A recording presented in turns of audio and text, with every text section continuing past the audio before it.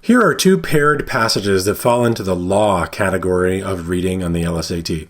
In a minute, I'll just jump right in with a close reading of the passages, and afterwards I'll sum up the main points and features of each passage. You'll notice that as I read, I'll pay close attention to the topic sentences of each paragraph and sometimes rephrase them to make sure I understand what the paragraph is about to do. Usually the rest of the paragraph supports and develops the claim made in the first sentence.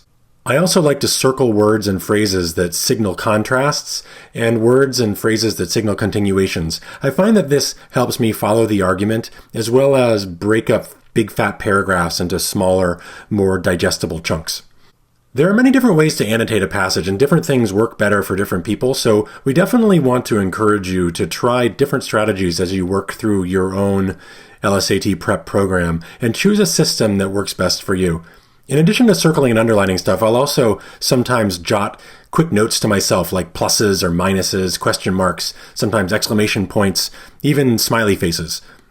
One additional benefit of this method is that it leaves me a record of where to find different things in the passage.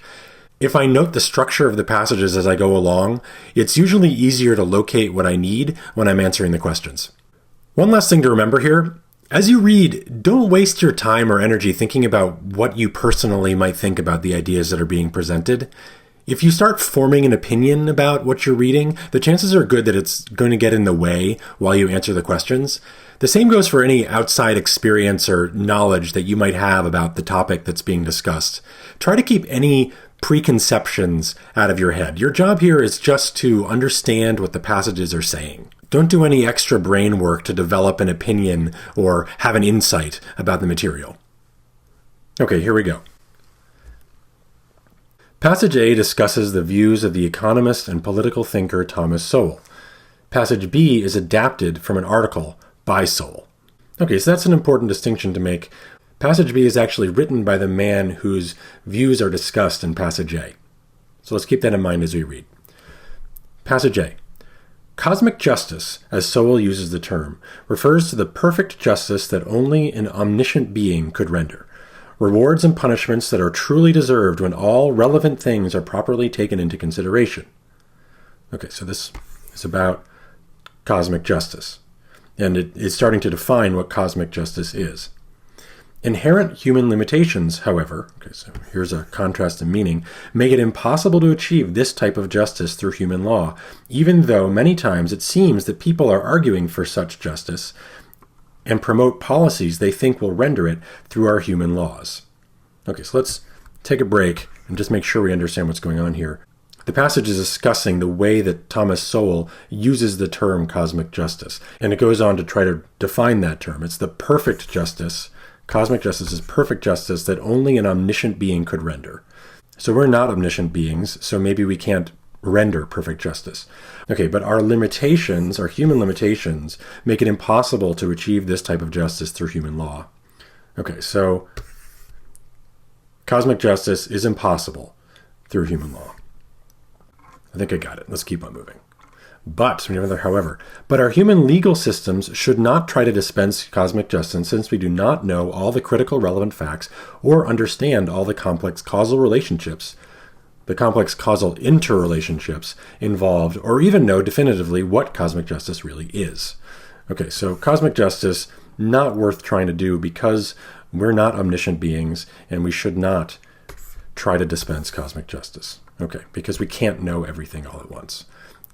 Whether somebody truly deserves something is a very difficult thing for us to determine. For one thing, we are not knowledgeable enough about the person and situation, or smart enough, even if we knew what all the critical factors were, to perform the complicated calculus necessary to understand how the complex interrelationships among the various variables should affect our ultimate conclusions. Okay, that's another big, fat sentence. But basically, it's saying we are not knowledgeable enough to know everything and to know all the critical factors. We can't do that. And because we can't do that, we shouldn't even try. Let's move on. Deservedness necessarily focuses on a consideration of inputs. An omniscient being is capable of perfectly considering all these things, but we are not. With all the limitations that we face as mere humans, the best we can reasonably do is judge primarily based on outputs or consequences rather than inputs. So there's a focus here of, inputs which we cannot know and outputs which we should base our judgments on because we cannot know all the inputs. Okay, great. Let's move on. Passage B, and if you remember, this is written by Thomas Sowell himself, or it's adapted from some of his writings. Cosmic justice is not simply a higher degree of traditional justice. It is a fundamentally different concept. Okay. So we're comparing traditional justice with cosmic justice in this first opening sentence. Traditionally, because that's our traditional justice, traditionally, justice or injustice is characteristic of a process. So that's italicized, so I'm going to probably underline it. So I italicize it in my brain. A defendant in a criminal case would be said to have received justice if the trial were conducted as it should be, under fair rules and with an impartial judge and jury. So we have a trial conducted under fair rules and with an impartial judge and jury. After such a trial, it could be said that, quote, justice was done, regardless of the outcome. Conversely, okay, we have a contrast here. Conversely, if the trial were conducted in violation of the rules and with a judge or jury showing prejudice against the defendant, this would be considered an unfair or unjust trial, even if the prosecutor failed to convince the jury to convict an innocent person. In short, traditional justice is about impartial processes rather than either results or prospects. Okay, so in short, so here he sums it up. Traditional justice, which is what this first paragraph is about impartial processes being the operative word here, rather than either results or prospects. It's about trying to create a fair system.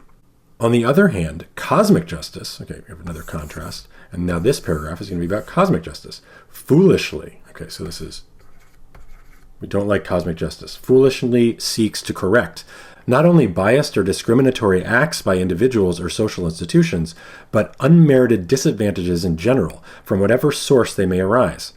Okay, so the author is saying that it is foolish to attempt to correct unmerited disadvantages in general through our justice system. In criminal trials, for example, so here's an example, before a murderer is sentenced, the law permits his traumatic childhood to be taken into account. Seldom is there any claim that the person murdered had anything to do with that traumatic childhood. It is only from a cosmic perspective that it could have any bearing on the crime. Okay, so should the traumatic childhood have any bearing on the crime?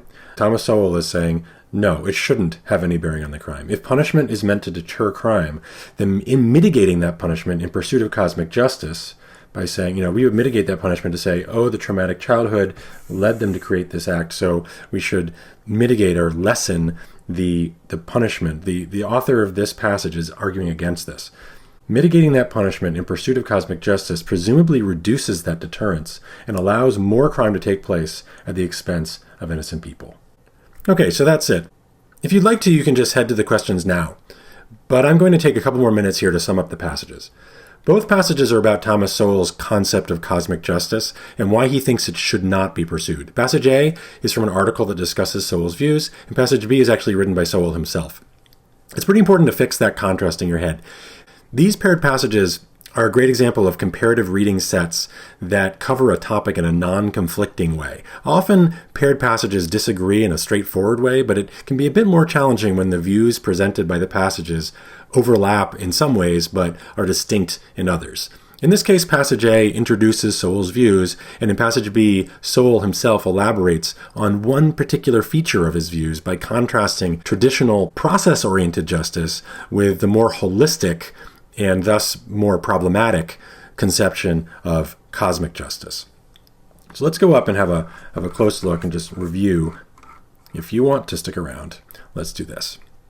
According to the author of passage A, Sowell claims that cosmic justice is a kind of perfect justice that requires knowing and taking into account every possible relevant factor. But we're told that only a magical, all-knowing being could render this kind of justice, and so it's impossible for human beings to do it. Why? Well, according to Sowell, we can never actually know all the relevant facts and how they are all causally interrelated, and he calls all those relevant facts inputs. That is, all the stuff that leads up to a choice being made or a crime being committed. So Sowell says that our legal system shouldn't ever even try to dispense cosmic justice. Now, the passage closes by saying that according to Sowell, the best that a legal system can hope to do is to make judgments based on outputs. In other words, all we can do is create a consistent set of consequences for certain specific crimes. Our justice system should be fair about what happens as a punishment when a specific law is broken, but we shouldn't attempt to modify that punishment, that outcome, or that output according to some set of nebulous cosmic assumptions about what might or might not have led to the crime. So let's keep on moving through here. In passage B, we hear directly from Sowell himself, but it's not just about what he thinks cosmic justice is. In this passage, Sowell contrasts cosmic justice with traditional justice.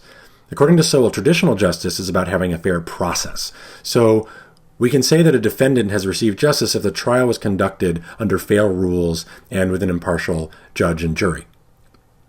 Sowell goes on to, in the second paragraph, to talk about cosmic justice. And he criticizes or he critiques those who subscribe to cosmic justice because they try to incorporate into a verdict all sorts of extra stuff that might be considered unfortunate about a person's upbringing, the traumatic childhood mentioned here. Sowell disagrees with this approach.